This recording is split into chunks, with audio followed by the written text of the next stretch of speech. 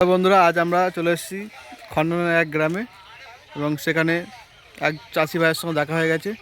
তা এবারে চাষের কি পরিস্থিতি সে সম্পর্কিত কিছু জানার জন্য চাষি ভাইকে সরাসরি প্রশ্ন করব।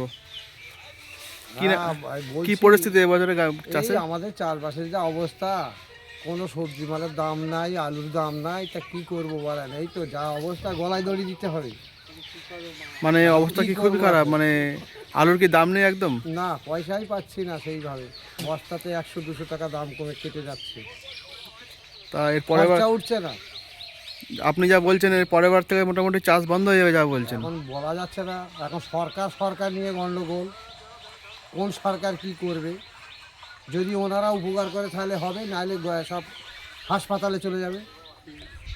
তা মোটামুটি এবছর যা দাম আছে, আপনি কি সরকারকে আশা করেন যে সরকারের মধ্যে কিছু ভর্তুকি দেবে বলে আশা করেন? সেটাই চিন্তা ভাবনা করছি, যদি দেয়।